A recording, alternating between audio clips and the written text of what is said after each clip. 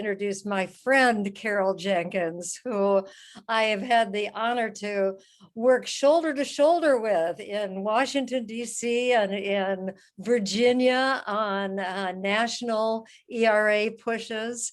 Let me tell you about her. Carol Jenkins is the president and CEO of the ERA Coalition and the Fund for Women's Equality, two sister organizations dedicated to the adoption of the Equal Rights Amendment. She's also founding president of the Women's Media Center and former chair and current board member of AMREF Health Africa USA.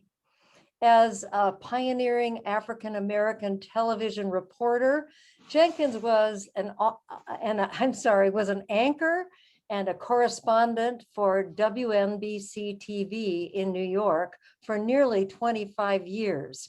Ms. Jenkins is also an author, a three-time New York Emmy-nominated host of Black America on Cooney TV, and executive producer, writer, and documentary correspondent of an award-winning film, a podcast host, and a co-anchor of Cooney TV's live election night coverage. And Carol, I hope I said that right when I say Cooney. Should I be saying CUNY TVs? Well, New Yorkers usually say CUNY, but CUNY. Oh. But you got it so close, it's the welcome. Thank you so much for being here. Thank you, Betty, so much. And you may guess that I'm a huge fan of Betty's. Whenever she's in the room, we know that we're on track and we're going to get things done. And she's our social media heroine. I mean, it's hard to beat Betty in terms of breaking news and keeping up with things. And for your leadership, we thank you so much, and for the work you're doing in your hometown, as well as what you're doing for the federal legislation. We thank you so much, Betty. Thank you. I will start off by saying, and I may have said this previously, but I really mean it this time. I think there's a song like that. I may have been in love, but this time I mean it. But I believe that 2021 is the year that we will be getting the ERA. Hear, hear. The country is with us. All polling indicates equality is sky high with the American people, as it has been for many years now. We have a new administration that supports it. You may have seen today the creation of the White House Gender Council that has equality at the top of its list. We could talk about that a little bit later on, a huge breaking story today. We have a new 50-50 Senate, as I'm sure you know about, with a tiebreaker vice president. We have a House that still commands a yes vote, maybe not as huge as it did in the last session, but still commanding a yes vote. We will be back in the House of Representatives, we believe, next week. We got a call from the Speaker Pelosi's office. Bettina Hager, our DC director, and I spent some time talking about the plans for that vote. I think that they're doing the ERA, 2 immigration bills, and the Violence Against Women Act. That is their plan, given that the current consideration for the rescue plan moves along as is expected. They hope to be finished by this week with that, and next week they will get those bills in before they go on recess. So we're really fortunate that we're getting a vote, not a hearing. We're skipping all of that because of COVID. The regulations went into effect that you were not required to have a hearing if you had had one before, which many of you may know we had last year. A huge celebration with Speaker Pelosi and Jackie Spear and all of the advocates. Betty was, there, of course, the fact that the House of Representatives, for the first time since the vote actually on the ERA in the 70s, had a hearing and a vote, and it passed. So we've been asked to help coordinate, and you can help us with this as well, the members, all 435 members of the House of Representatives, will be getting an email from us with backup material. And what we're encouraging all of our coalition partners and friends to do is to reach out. What we are lacking, we believe we have the votes, but what we don't have yet is a groundswell with people across this country crying for the Equal Rights Amendment. So we know that in many instances, it's because they think we have the ERA, or in some few cases, they think we don't need the ERA. So our job in the next week before this House vote is to make sure that the country knows that we're all ready for them to take this decision to once again pass the resolution to remove the time limit, which is the specific resolution that's before the House. So we will be contacting all of the House members. And then, of course, after that, we have to approach the Senate. We have a better situation in the Senate, but not a perfect situation because we will still need 60 votes, not just a 50-50 with a tiebreaker from our vice president because of cloture. What we do have already is the Democratic caucus, all 50 of those votes. We have two Republicans, Lisa Murkowski, who's a co-sponsor in the Senate with Senator Ben Cardin, and Susan Collins, who in the last session also co-sponsored the bill. It never came to the floor in the Senate last year because we were told by the majority leader and the chair of the judiciary that they had no interest in the Equal Rights Amendment. And so it went to the basement with hundreds of other bills that got passed out of the House and were never taken up in the Senate. So, that is our congressional work, which is all very exciting, which all happened all of a sudden. And will let us pray and trust that the rescue plan gets through and we actually are able to get through the next week, or the week of the 15th, with a vote on removing the time limit in the House, and then beyond that in the Senate. Now, some of you who are ERA activists, I think probably a fair share of the people who are on the call, and certainly, friends of Betty's and active, in the work that you're doing in your own state. You may have seen the breaking news Friday night. Whenever that, as a former reporter, I know whenever the news breaks on Friday night, it's either terrible news or it's usually terrible news. Lots of people getting fired. Anyway, the news of the 3 attorneys general who had sued the archivist to compel him to publish the ERA on the Constitution, because remember, there was a memo that came from the previous administration's Justice Department that said that the ERA was no longer in contention, and so the archivist refused to publish it once we got our 38th state, Virginia. And so what happened Friday is that the news broke that the judge in that case had dismissed it, also using the timeline as a reason. So the initial headlines were pretty bad and put everybody in an especially bad mood, I must say, until we talked with our constitutional lawyers who said, no, it's not. After reading the decision, they came to the conclusion that what was left wide open was the possibility of Congress to act to remove the time limit. And so that's where we're focusing our work. So the attorneys general have 30 days rather, to make a decision of whether to appeal or to amend their case. And we've talked with the members of their offices of the attorneys general. They have not made that decision yet, but we will keep everyone posted on what they decide to do. But we just want to emphasize, that the initial bad news was not so bad as it seemed. And in fact, the Equal Rights Amendment is alive and well. And I recommend that you read Linda Coverley's essay in Ms. Magazine that's just out today. which he just wrote it yesterday. We were talking about it on the phone. Linda Coberly is the chair of the ERA Coalition's legal task force. And as we were in the meetings with all of our lawyers and advocates about what we should do with the news of the dismissal of the case and what we should do about all of the actions that need to take place going into the House.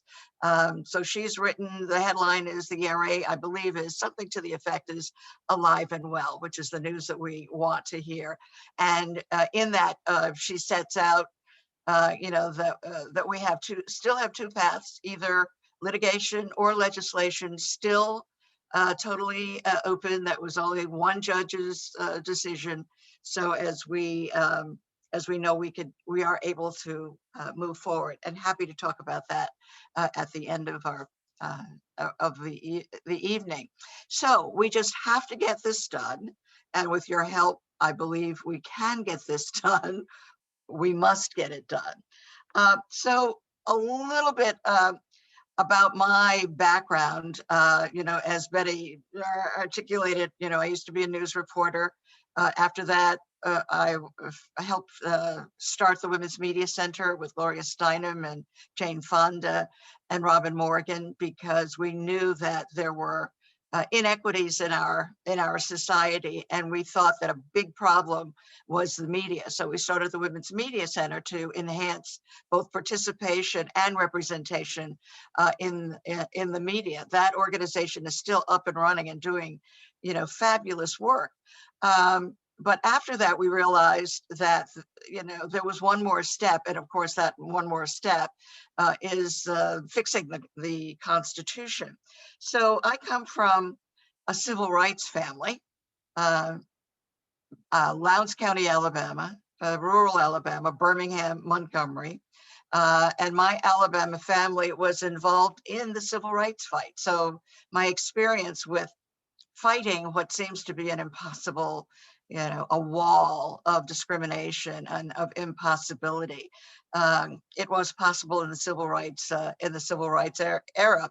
And from my cousins who sat at lunch counters and got hauled off to jail, they did that a lot, to my businessman uncle, A.G. Gaston, who at President Kennedy's request bailed Martin Luther King Jr. out of jail.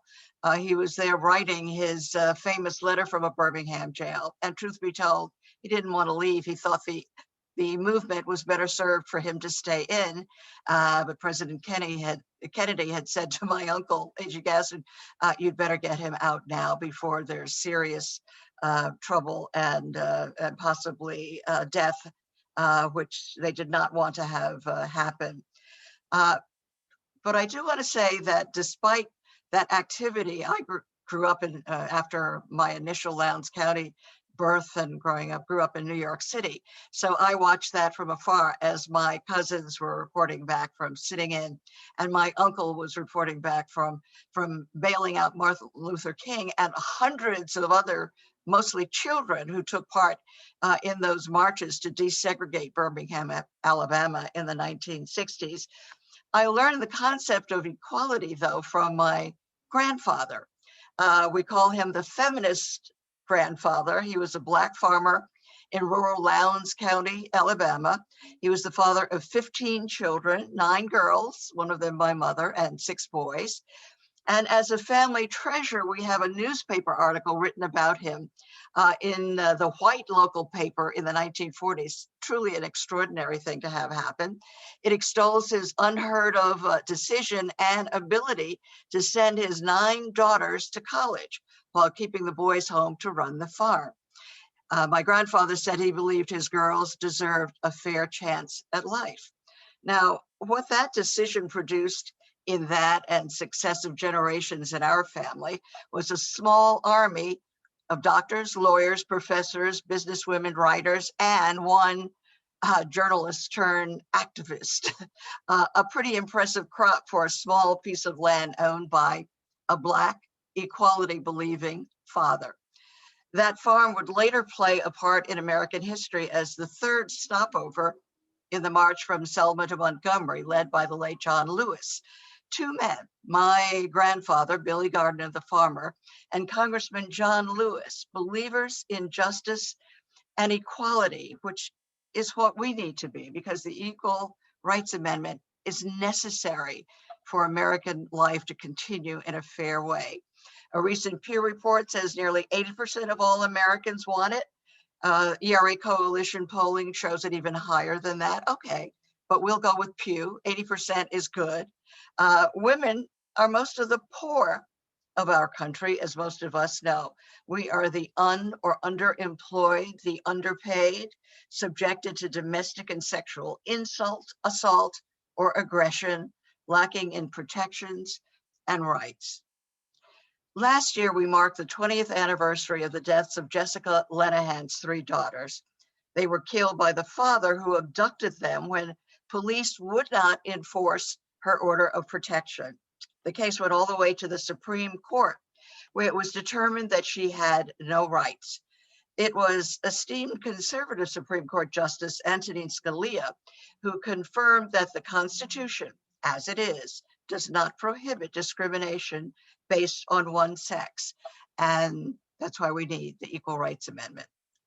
The current pose for all of us to see what inequality breeds, and that it truly can mean the difference between life and death. The hundreds of thousands of women who may not ever get back to work or make up the time and money that they have lost during this time. Given last year's throngs in the streets protesting the deaths of George Floyd, Breonna Taylor, the siege of the Capitol this year, and charges of racism and sexism inherent in our society, it's not surprising that many of us believe systemic change is required in America. And to that point, there is nothing more systemic than the core legal document that dictates our rights and protections, the US Constitution. The framers of the Constitution, as many of you know this history, white, wealthy, mostly slaveholding men, left a few people out of, for inclusion in rights and protections, the enslaved, of course, but also the women, for example. But knowing that the future might hold some surprises, the founders included an amendment process, a way to fix the country going forward. And the Constitution has been amended 27 times so far. We keep saying, you've amended it 27 times. Why do women have to wait almost a century for you to recognize that we deserve this fixing and these protections as well? The Equal Rights Amendment would be the 28th Amendment, while popularly known as the Let's Put Women in the Constitution Amendment, a movement. It simply states that one cannot be discriminated against based on one's sex. And that seems a pretty good idea for everyone, no matter how you identify yourself.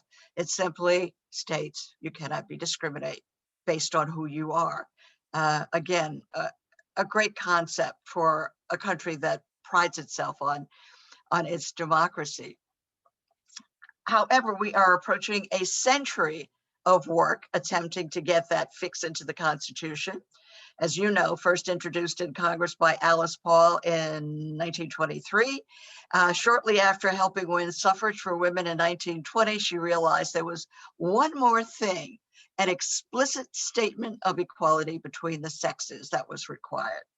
Almost half a century later, in 1972, that seemingly impossible became almost possible. Amending the Constitution, as we all know so well now, is not an easy thing to do, because what it takes to get that fix is 2/3 of Congress. We got that in 1972, and ratification by 38 states. We didn't get that until 2020, but we got it nevertheless. There was one small wrinkle in the introduction of that amendment, as we all know, and what we are fighting so furiously to do away with now was the time limit. And we keep reminding people that say, well, you know, they really didn't mean it. It was just a suggestion. What used to be called the deadline, and what we refer to now as the suggested time limit. And it wasn't anything that any of the states voted on when they ratified, all 38 of the states ratified Hello, the amendment. this is Beth. Hello, I'm Beth? so sorry, Beth, we have to. mute- Yeah, I was we have our- having it. I miswrote the number and I was having a difficult time getting on into the meeting. Hold Okay, on. thank you, Beth. Welcome. I just have to mute you. We have our guest speaker, Carol Jenkins speaking. So I'm just going to put you on mute. Thank you for being with Have I us. missed much of anything? Nope, you're good. Just keep listening. Thank you. I- Go ahead, Carol. Okay, so the insertion of that time limit, whether an afterthought or only a suggestion or a hardcore, whatever, we're told that it made Alice Paul, who was still alive to see her dream move forward, cry. I think Alice Paul knew then that it would continue to cause us trouble, and it still does today. In addition to the vote in Congress, the people in each state get to vote on the amendment, and so the Equal Rights Amendment began its journey across the country by 1972. The end after the first 7 years after it was passed in 1972, 35 states had ratified, and I think of that still as amazing. If we can put ourselves in this situation now, as so many people say to us, why don't you start over? Okay, we would have to get 2/3 of this Congress, or a Congress that looks like it, to agree on anything, especially the Equal Rights Amendment. And then it would have to go out across the country and get 38 states to agree on something. So I think what happened in the 70s and 80s was a miracle. Nevertheless, it wasn't quite enough in that time because we did not have 38 states. We only got as far as the 35. Now, I want to say a few words of appreciation for the women of the 70s and 80s who sometimes get, left out because it didn't happen in their time, but the effort that they put into it was just, extraordinary. The brilliant Pauli Murray, whom RBG credits with laying the groundwork for the Equal Rights Amendment, and also it was for Brown versus the Board of Education as well. Pauli Murray was a tremendous legal brain engaged in the Equal Rights Amendment. Currently, Ellie Smeal still engaged in this current movement for the ERA. Gloria Steinem, of course, Shirley Chisholm, Barbara Jordan, Bella Abzug, Elizabeth Holtzman, representative of millions of women and men across the country who raised money, mailed letters. Remember those days? I guess postcards are still doing it, right? Are we writing postcards tonight? I'm happy to see. They fought against big business, the insurance industry in particular, the real opposition to the Equal Rights Amendment. Phyllis Schlafly got a big name from it, but we simply do not give her full credit for that. It was really big business that stopped the Equal Rights Amendment in its tracks, in its earlier version. Then after that original period, I don't know how many on the Zoom remember these days of maybe we didn't need the ERA back then because women were making so much progress. We referred to it then as the pipeline. Women were in the pipeline, and that at a certain point in a not too distant future, we would all emerge fully equal, and that problem of inequality would be resolved. And of course, what we know now is that none of us, even still in the pipeline, with every single kind of advancement, now with a woman vice president, which is a tremendous breakthrough. All of the firsts, we still have women who are doing firsts of every single day. But what we see is that systemic inequality still prevails in our country. And we have put everything into it. I mean, the time, the money, the effort over all of the time after the ERA did not reach, full ratification status, it's incalculable, so, what we say is that we've tried everything else. You will not fix inequality until you fix the Constitution. And it must be done this year in 2020. Going back a bit to the 2016 election, which it seems like such distant history now, the marches, the the Me Too movement, all of that still reverberating, but seems like ancient history now. But that was really a part of the impetus and still rings true today, when you can have on any given broadcast, as we're going through now, women who say they were subjected to advances and no repercussions ensued to the aggressor. We know that we have work to do. When we know that most of the poor in our country are women, when we know that 1 out of 3 children in America faces food insecurity, thank goodness for the package that will cut that number in half. So we'll only have the other half of the starving children that have to somehow be fed. But one of the things, as we know, that the Equal Rights Amendment will give us is the right to create legislation that will fix some of our problems. It's do not discriminate based on sex, give the country 2 years to get adjusted to it, and then let's create the legislation that fixes all of our problems of inequality. So on January 27th of 2020, the state of Virginia finally ratified the ERA, giving us the 38th and final required state. And we know what an exuberant party that was. We were all there. We know that what's left for us is dealing with this troubling time limit. And one determining question for all of us doing this, what I call the equality work, at this crucial moment in government and in the streets, I think of myself as a street person, is that can we continue to look into our daughters and our granddaughters' eyes and tell them that we will do nothing to raise them up in this society that has cast them as second-class citizens and kept them there all of this time, when a remedy, the 28th Amendment to the Constitution, is at hand. And we believe that we know that you're on our side. We've answered that question for my granddaughters, for all of our granddaughters. They deserve an equal future, and we are determined to do this equality work until we make it happen. And we're so glad that we have you as partners in this work. And I'm happy to answer any questions you may have about any of the work that we're doing at the coalition or anything that we see in the future. And thank you so much for this invitation and for the fantastic work you're doing in this state. Thank you so much, Carol. That was fabulous. That was very, very complete and thorough and just really outstanding. So thank you. We are going to continue with Heather and the agenda here, and then we'll take questions. Thank you. And yes, Carol, thank you so much. That was fantastic. So yes, moving right along, I do see that we have a few of our bill authors who have been able to join us, and I know their time is very limited. So I'm going to go ahead and have them speak. I think Senator Pappas, are you still with us?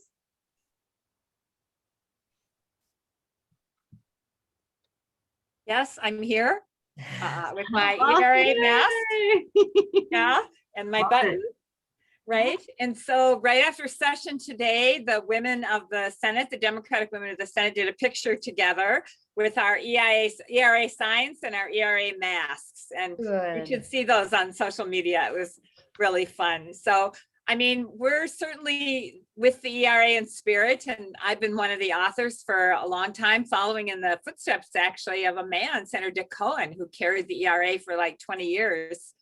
And with my newly elected sisters, or my sisters coming over from the House, we're just happy to carry on the wonderful footsteps of Carol Jenkins. And actually, I'm probably about her age, but I remember those days, the 70s.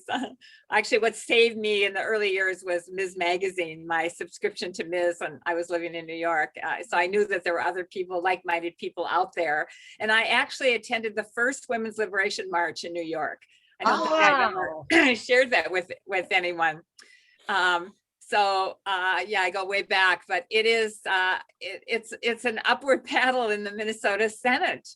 we're just, one vote. We lost the control of the Senate by one vote. All the Democrats are there. And we used to have Republican support. It's so frustrating that our Republican sisters just aren't with us on this. And yet, even a few years ago, they were co-authoring our bills. But they've gotten all tangled up with the right wing and the anti-abortion people. And and in Minnesota, our right to abortion is really determined more by a court case based on privacy. It does not have anything to do with the ERA, but many other things do. And our right to contraception or equal pay for equal work, we're starting to normalize some of that. Like today in my Judiciary Committee, the Commissioner of Human Rights gave a presentation about a bill I passed in 2014, the Women's Economic Security Act, which said that when the state has contracts with businesses, they have to certify that they are paying women comparable wages to what they're paying men. And she talked about, it's a simple form. You fill this out. It's good for 2 or 3 years. And, you pay your $100. It's not so difficult to pay women equally. No. So it's been, it's a journey, and we still have a ways to go, but, we're going to get there. And it's just wonderful to have a Congress that's finally on our side. Thank you. And I'm excited about our 38 state partners, and we're on our way. Thank you. You're here. Rah, rah, ERA. Yay. Thank you, Senator Pappas. Woo-hoo. There it I is. love it. I love it. Yeah. ERA. ERA. That's I right. wish I was at the rally. I know. Oh, I wish that we could have actually had a very vocal rally. It's hard on Zoom with the muting and Yes. so one of these days we are going to have the biggest party.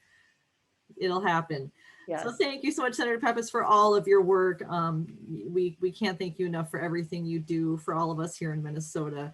So I'm going to have Senator Kanesh, if you're still with us, I'd love to have you pop on and say a few words about your bill. Okay, so I'm at Home Depot. I have to stop on my way home because I've been tearing apart my bathroom, and now I have to put it back together, and I needed a few little things. So pardon me for not being, well, here I am. But thank you for those wonderful words that our speaker was speaking earlier. I'm really inspired by it and so impressed with the generations of strong women and the men that supported those strong women. I too come from a large family of 13. I have 5 sisters myself and 7 brothers. And those brothers support the sisters just as much as the sisters support the brothers. And I think that's what's really important in this day and age. For the last 4 years, I've been House representative in Minnesota. And just this past November, I was elected to the Senate. So I'm so excited to join all of my sisters in the Senate. But what was really great is that I was able to pass the ERA off the House floor in the Minnesota House just 2 years ago. And it would be my dream to be able to do the very same thing here in the Senate. The bill that I carried just had one little difference. We changed that last word of sex to gender because we know how important it is to be inclusive of everybody, no matter how they identify, what gender they identify as. And I feel like it's time that we recognize that and move that along. So while we have lots of options in our legislature this year, you know, the original with the use of the word sex, the one with my word of gender, and then we have the federal one. We got to get it done. We just have to get it done. For as much as Minnesota likes to pat itself on the back about being progressive, it really appalls me that we still do not have this as a legislative, a constitutional amendment within our Constitution that clearly states the equality of everybody in our communities, of everybody in our state.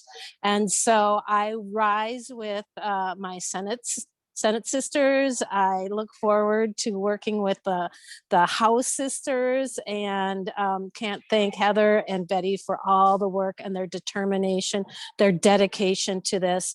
And so across the nation, let's get this done. And I was so very, very, very pleased to hear our speaker speak about VAWA and getting that passed, because if there's one thing that's going to help our Indigenous women, our sisters, that is one of the things that gives them those extra protections that we need. So thank you all very much. Greetings from Home Depot, and carry on, everybody. Good Oh, on I you. know. I was going to say this. Did you know that when you take two joints and you put them together for extra support, that's called sistering? I just learned that. And so here we are in Home Depot. We are building our supports by sistering together and passing this ERA. How's that? Look Here, at here. you. All right. Beautiful. Thank Very you so nice. much, everyone. I love it. We are sistering. That is so fantastic. Yeah, That's so great. Thank you so much, Senator Kinesh, for you everything. bet.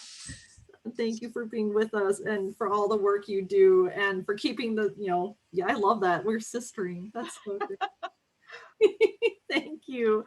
So yes, 26 states have state ERAs in their state constitutions.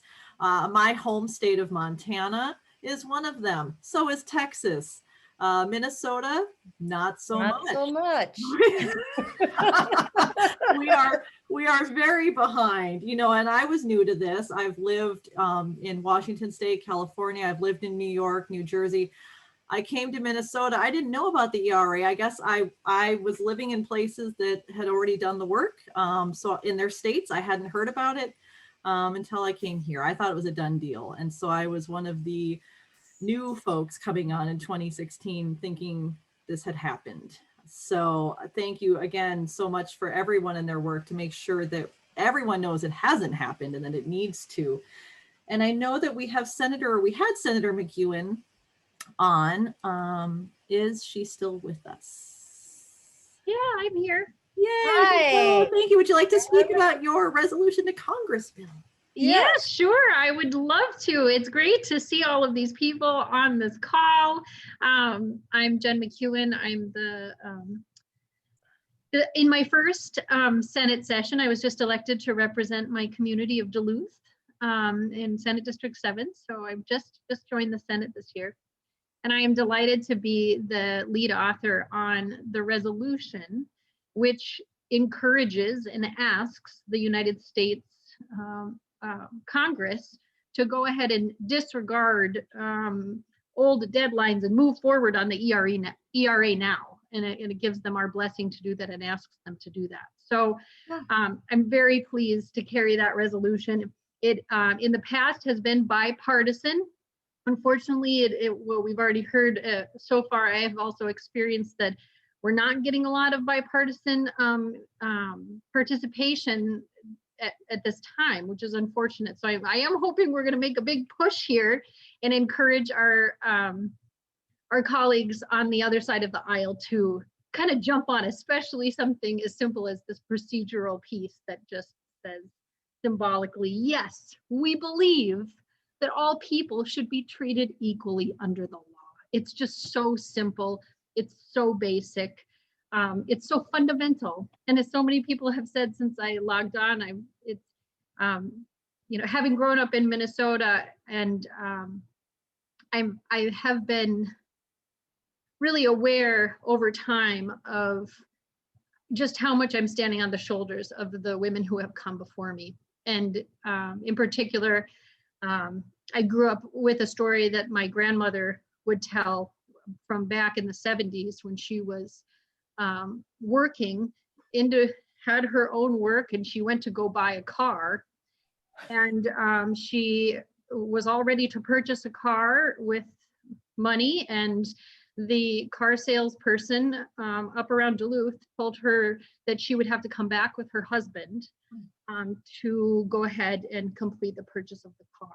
And that's just one of many, many indignities that she had to deal with. And I wish she was here to see the work that I'm doing now. And I just am so thankful for all of the strong women and men who have brought us to this point. And it really is, now is the time. Now is our chance to do this. And so congratulations, everyone. I am really, really excited about this, and I'm so proud to be playing any part of it at all. And so thank you so much. So Thank you. Senator McEwen, thank you. I just want to Thank- say really quickly that I hope you heard at the beginning or when Carol spoke about the fact that your bill, which is tied to HJ Res 17 in the US House, will be heard next week. That's good. next week. We just heard over the weekend from the Speaker's office, Yes. from Yes. Speaker Pelosi's office, that it is their intention to bring that bill up, which mirrors your bill, I'm so next glad. week.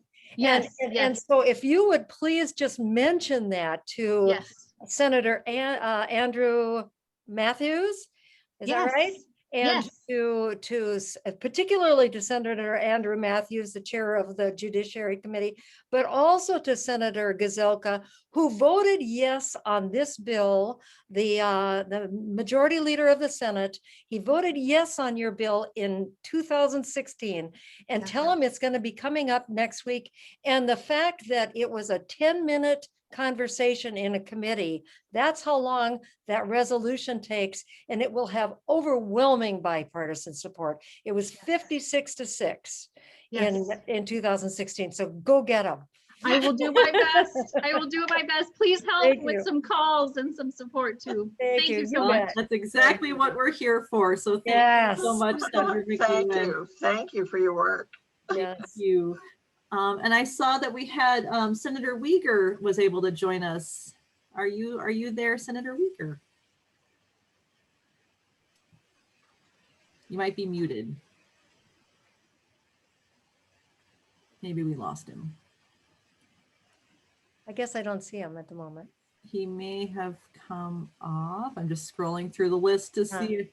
We do have Representative Liz Bolden, Bolden. who obviously is a strong supporter. I wonder if you want to bring her in. She was now. gonna, yep, I was gonna call her up after Uyghur, but I Yeah. don't see Uyghur. So Representative Bolden, are you happy to say a few words? I certainly can. I will be brief, but I am just so grateful to be able to join you on this Women's Day and listen. The speaker was just phenomenal, and just hearing that history and background, and just being with all of you tonight is just really special. And so I should introduce myself. Liz Bolden. I represent District 25B in the Minnesota House. I am in my first term. And that is Northern Rochester. And so this is a great way to cap off my evening. So I'm so excited to be here with you and to be part of this work. Thank you. Thank you. Marvelous. Thank you. Well, I guess Betty, maybe you can help keep watching folks as they come in. If there's anyone I've missed, let me know. Sure. But thank you so much to all of our legislators. It is not a job that is taken lightly. I can't even imagine what life is like during session. Betty, I know you've lived it.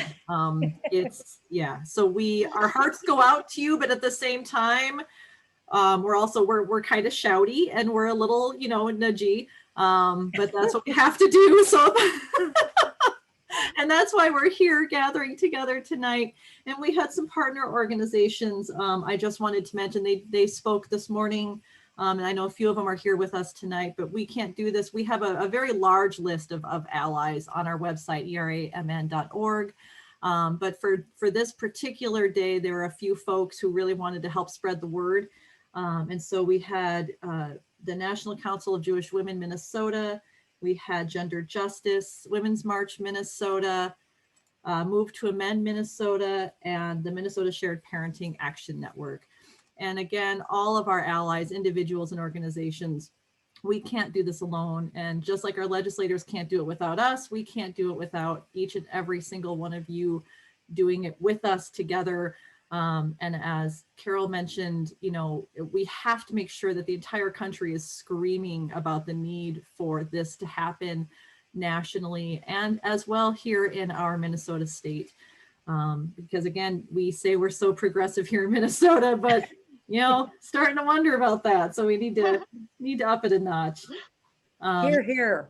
And I will be putting links to our partner orgs in the chat. It's a bit tricky to do that while I'm kind of finagling everything, but so another thing I wanted to talk about is our calls to action. So I'm going to post those. So Betty, do you want to talk about, and I will post them as you talk about them, and then Sure. I'll have Haley give our state, but Betty can do the Yes. federal first. So for the federal calls to action, this is where we lean heavily on Carol Jenkins and the ERA Coalition, who have put together wonderful lists for us of targeted legislators, congressional members in Congress that need to hear from us.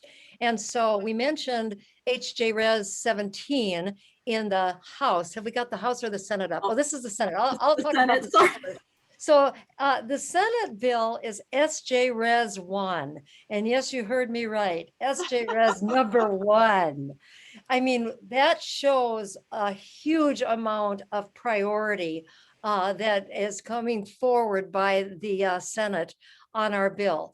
And Senator Cardin is taking a Noah's Ark approach, which means that Senator Cardin, who is the chief author of SJ Res 1, he is a chief author, and he's brought on Lisa Murkowski, a Republican, to be a co-author with him. And when he gets a Republican, then he'll add a Democrat, and then a Republican and a Democrat. And so you'll see very slowly the number of chief authors creeping up. But then over in the House, which is right now this week, our big priority because of the hearing that's coming on, ERA Coalition has given us a list of targeted legislators with their phone numbers, their legislative director contacts who are focusing on the Judiciary Committee, that person's email, that congressional aide, their email, and when they have a women's issues contact in that office, then we have the name of the women's issues congressional aide and their email. So this is the gold standard here list, and we would love it if you would email, postcard, call these folks and ask them if they would be willing to co-sponsor HJ Res 17. That's a this week immediate action. And just so you know, we now, as we speak, we have over 200 co-sponsors on HJ Res 17. Now, last year, when we passed it through the House, we had 224 sponsors, which were a majority of the US House. And so that's our goal, is to pick up all the ones who have been co-sponsors in the past. And so you're talking to friendly fire here, friendly people, and also to bring in new legislators, new congressional members into the fold to be a co-author. So that's the federal level, and I'll turn it over to Haley, our vice president, to do the state update. Call to action.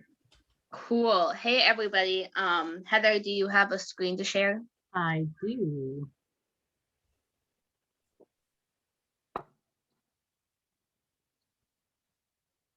Awesome. So again, contacting your legislator is always important, always super valuable.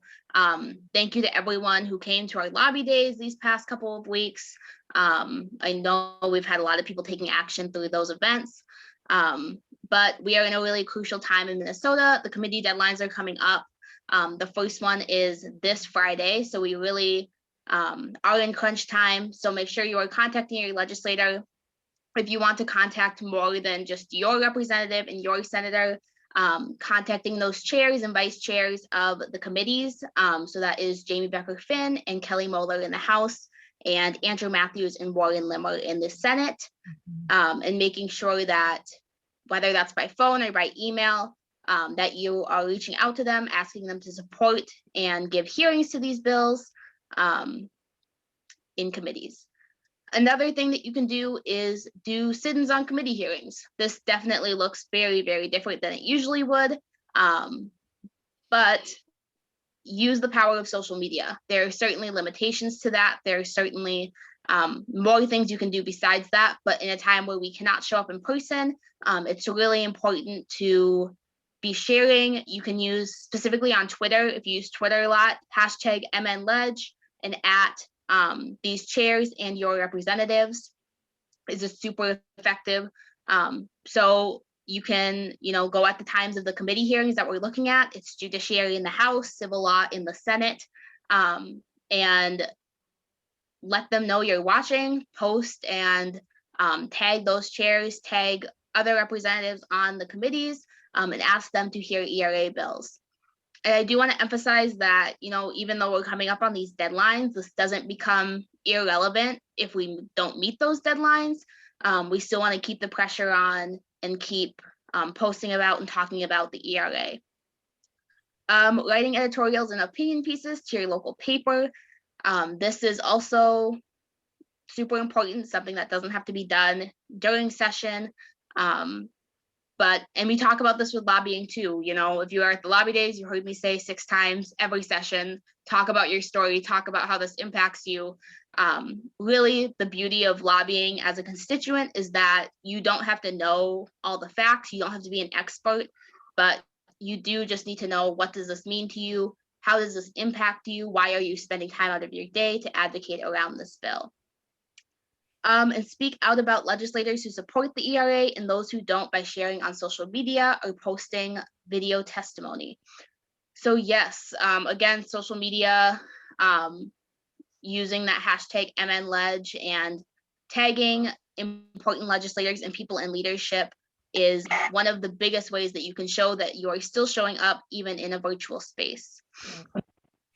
So I think that's kind of what I got. And I will say, if you have, we do have the video of our training from the lobby days going up soon, but if you have questions about finding your representatives' contact info, or figuring out how to contact them, or you don't know what to say, feel free to email info@eramn.org, that same email that you registered with, and we can help you through that. Wonderful.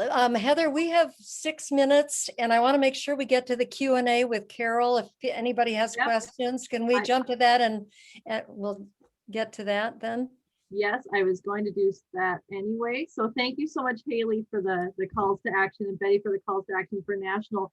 So what we had coming up, so just so folks don't hop off the call, really quickly, what we still have coming up are, yes, Q&A sessions with Carol and with any of us. I wanted to do just a quick postcard writing session. Some of you asked for your postcards to be sent to you in advance, and for those of you who haven't received them yet, you can write it down on a piece of paper or even send it in an email. And then we also have the kickoff of our silent auction. Our virtual silent auction goes live tonight. It's going to run for a week. And so I was going to share that website address and how that works with all of you. So that's what's still coming up. We may run a little bit over. We had our senators speaking tonight because we weren't able to have them with us this morning. And so, yes, postcards. It is never too late. Postcards are something we are happy to hand out year round. And so go ahead and email that info@eramn.org or stay on the call afterwards and I can help get those to you. So let's open the question and answer session up now, and then we'll do silent auction and then postcard. So does anyone, and feel free to put your questions in the chat as you think of them. And a good way of doing that is, if you have a question, write the word stack in the chat, or you can raise your hand. You can use the little hand raiser icon to get called on. But if you put the word stack in the chat, then we can call on people as they enter into the chat. I have never heard of that before. Yeah, that's something new. That's really cool. That's from Erin McQuaid and the new commission, the new task force that the Attorney General has put together. Excellent. So we got one. Jeanette Dean is in the chat. Jeanette. Okay, hi everyone. Hi Carol. Hi, Um, Jeanette. I am getting. We just lost your. And I'm getting so excited. This is getting to our Constitution. Now, if it does, Carol, this year or next year, what do we say to those states that haven't yet done a state ERA?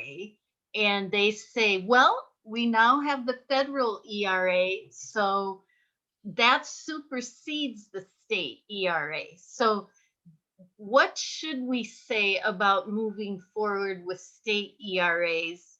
I mean, of course, a ruling could Sure. come down that hurts us.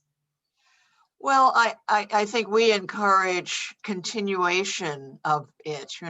There should, I mean, we have to get to a point in our society where that's an easy thing to do, that to affirm equality.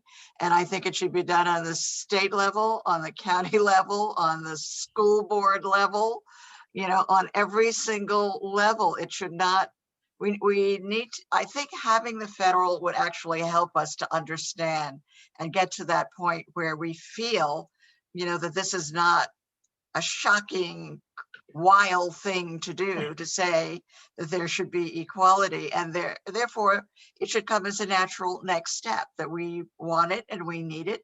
It articulates our particular environment, our community, our goals. So we hope that whole process will, continue. Great. And we have a question in the chat by Amy that says, what are the two pathways to ERA passage? Are there two pathways?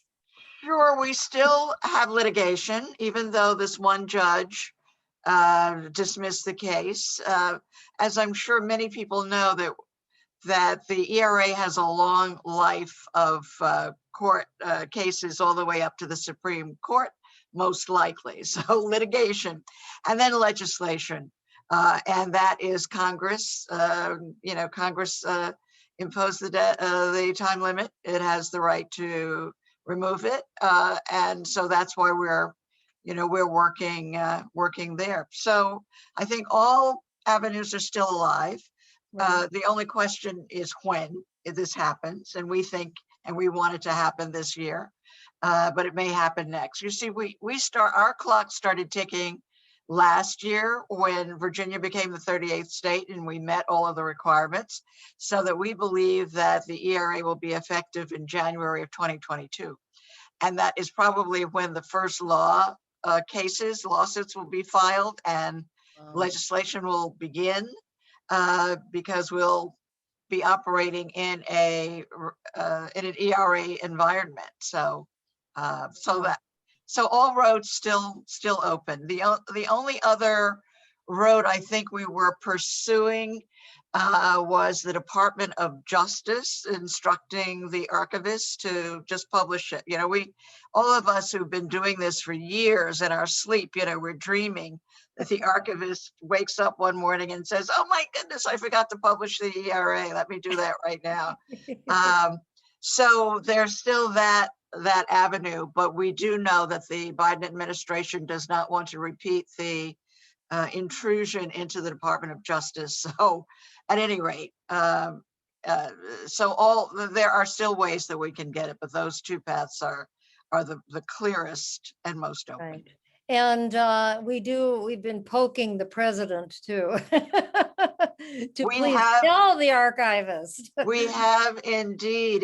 And I keep writing with a new council that just was announced today. We keep writing to them saying, when are you going to say something about the Equal Rights Amendment? So I think, again, it's saying that to the administration, to the legislators, to everyone. It's time to say, look, it's time to do this and to do it now.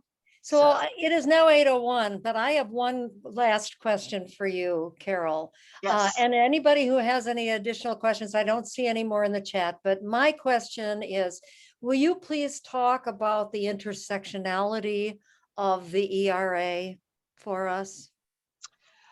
Well, one of the things that happened, we as a coalition have for several years said that our work included LGBTQIA plus, and then trans and whatever. But the we didn't know. We would say that's what we think it should say, but we didn't have the legal ruling. But the Supreme Court last year determined that LGBTQ and trans qualified to be determined as sex. So that, that is what we're operating on, the Supreme Court decision, that all who identify as or physically have been transitioned to are included in the Equal Rights Amendment. But more than that, as we know, is holistically, what it says is you cannot be discriminated based on sex. And that means, Ruth Bader Ginsburg was famous for her cases that were based on men's rights, men who had been somehow discriminated against. And people quite clearly saw the rationale of her arguments when it was a man's rights that she was fighting for. So it's just sex and, identification as, and, we'll see as we go forward how that plays out. And you mentioned Polly Murray, and she spoke about the impact for women of color, specifically African-American women, but women of color. Can you just say a word about that for us? Sure, that we believe, and we are, as the White House counsel, if you read the press release from the White House, I encourage you to. The ERA Coalition has said this too, that the most affected by discrimination, the systemic racism and sexism, are women of color, Black women, Indigenous women, Latina women. We find, my office knows that I go crazy whenever we go through this equal pay, it took 6 months for a Black woman and almost a year for a Latina woman to make what a white man made the previous year. It drives me crazy because it never changes. And it enforces to me the reason that we need the Equal Rights Amendment. Once again, in that we've been doing this for years and the other things haven't worked. So we believe not only are women of color affected more aggressively by the discrimination, but also that women of color have always participated. The very first polling that was done in the 70s showed that Black women, more than white women, supported the Equal Rights Amendment.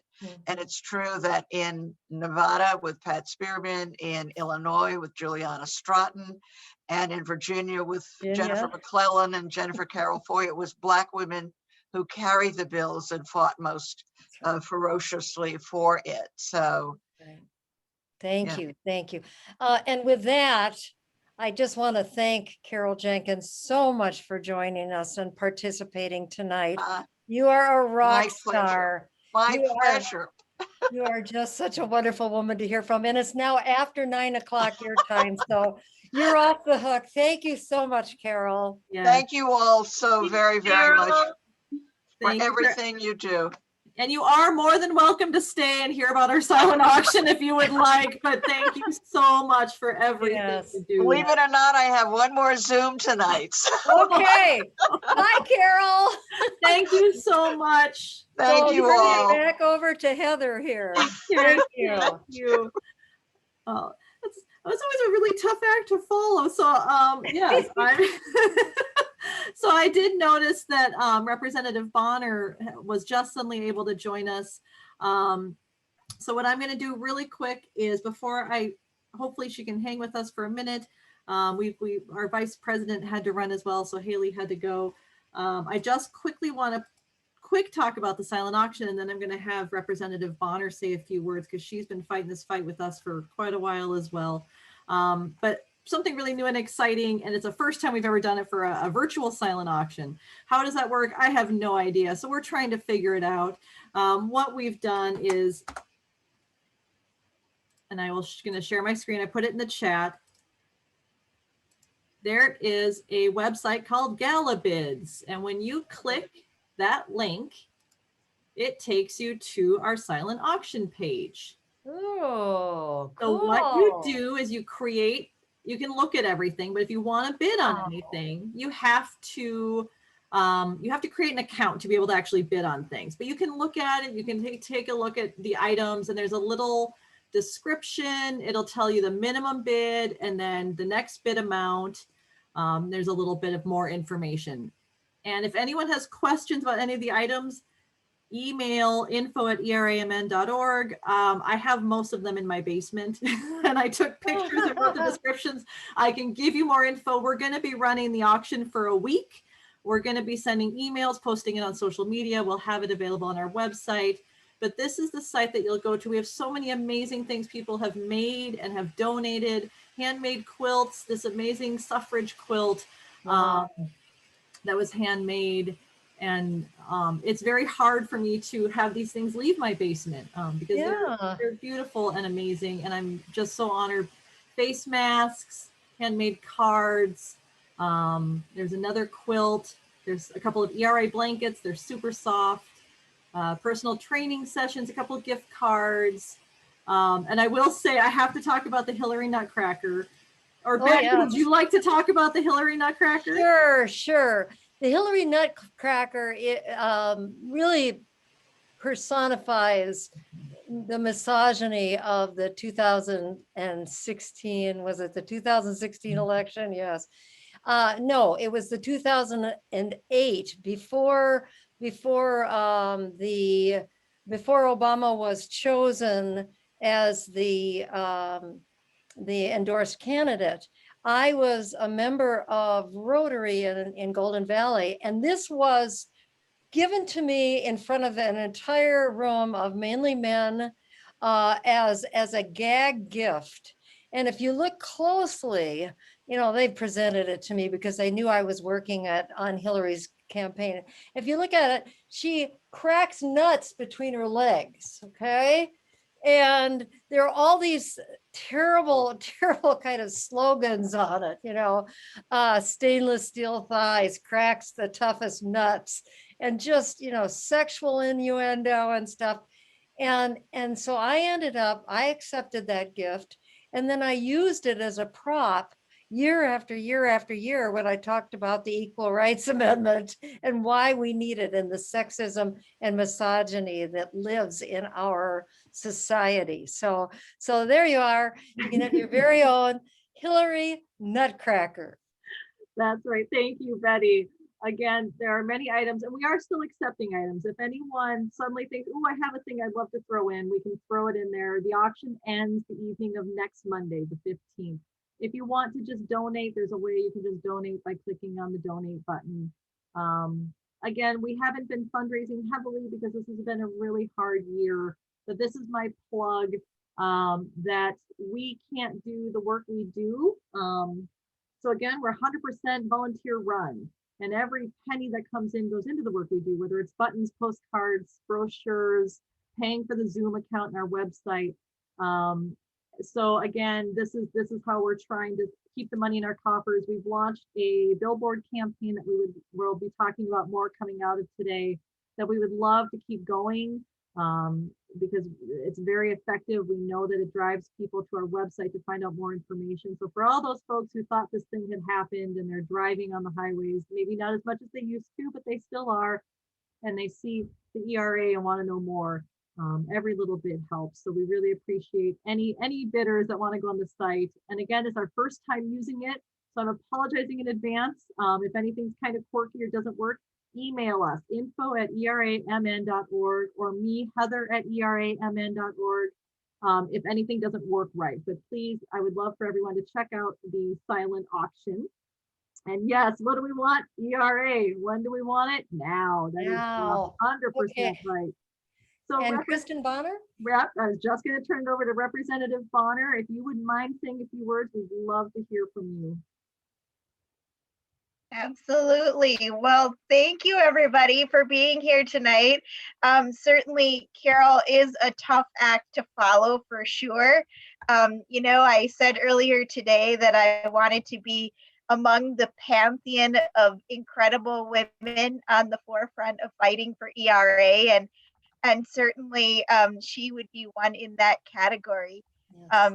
Many of you on this call also know my campaign chair, Rosemary Rocco, who is another one of those extraordinary women who has been fighting on the front line since the 70s for women's rights, for reproductive freedoms, and so forth.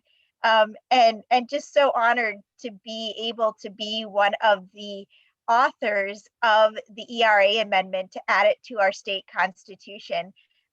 Those of you who know me well know that it is like literally a dream come true to be an author of that bill. It is my passion, and it has been something that I have continually worked for. And as I said this morning, you know, I'm by no means the first person or the first woman to fight against injustice. But I am really hoping to be among the last to have to fight this fight. I think we are so close. We are on the precipice of getting this passed at the federal level. I think we have really good chances on the state level. Certainly, I was disappointed we weren't able to flip the Senate this year because I have to tell you in full disclosure, if we had passed the Senate or flipped the Senate this year, I have no doubt that this party we are having right now would be about celebrating getting the ERA passed in Minnesota. Hear, hear. So we're going to keep working on that. 2 years from now, we have another crack at it. But that doesn't mean that we let it rest on its laurels until then.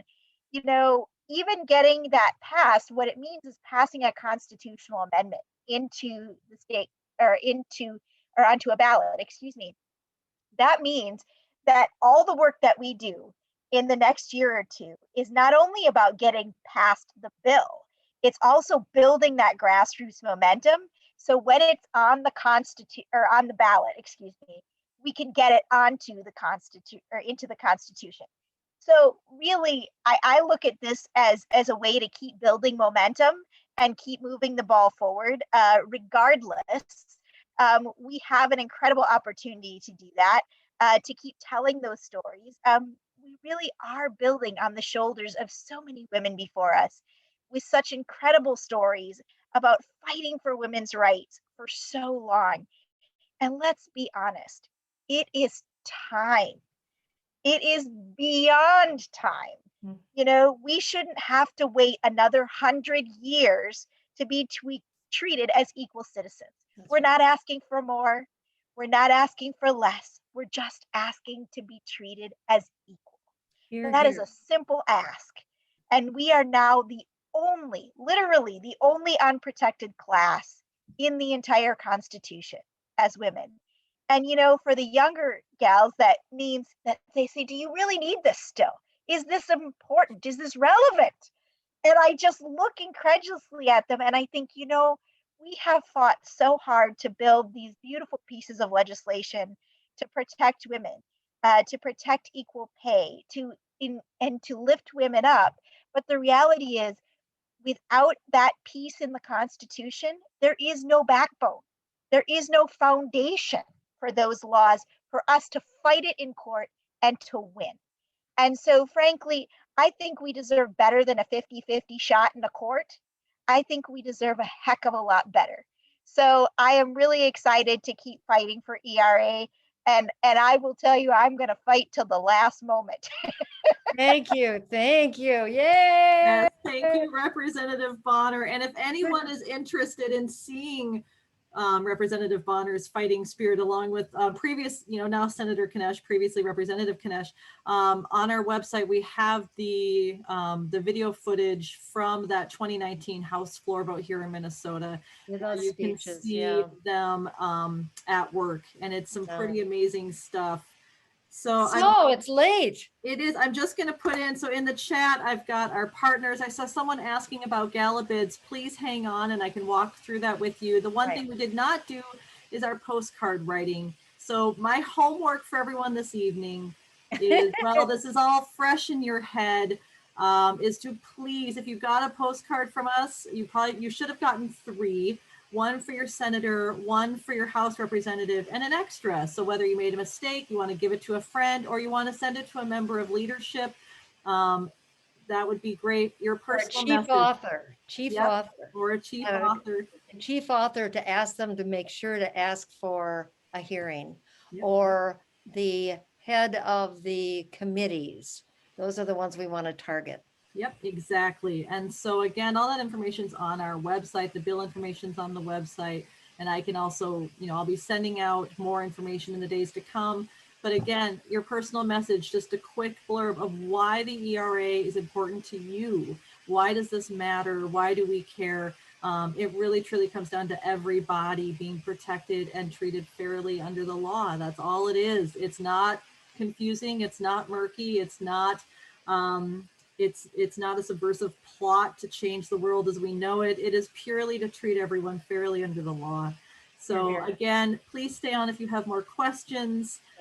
Write those postcards, write those emails. We can send postcards out all year round. I have plenty. I'm happy to send your way. They need to be in the hands of our legislators and not in my basement. So again, thank you all so much for being here this evening. Thank you. Thank you, everybody. Thank you, everyone. Marvelous. Happy International Women's Day. Happy International Women's Day. Stay on if you want to ask done. any questions or you have trouble with the Gala Bid website, and I'll help walk you through. Stay safe. Bye-bye. Stay safe all. Thank you. Yes. Cheers. Cheers. I haven't touched it the whole thing, so I'm going to turn off the recording.